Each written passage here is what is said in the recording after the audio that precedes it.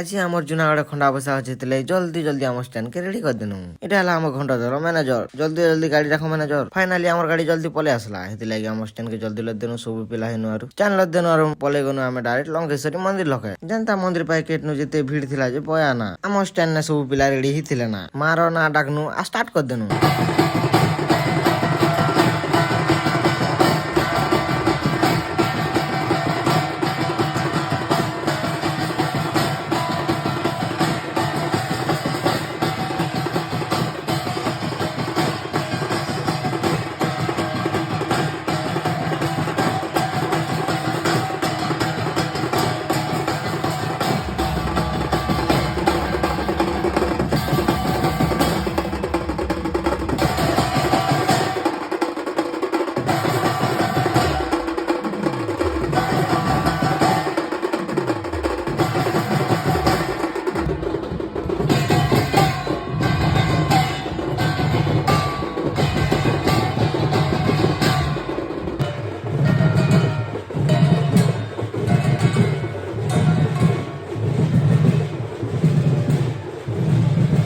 মন্দিরে পলে আসুন যে খুব ভিড় ଥିଲା, তারপরে মাকে দর্শন করু আমি পলে আসুন ঘর।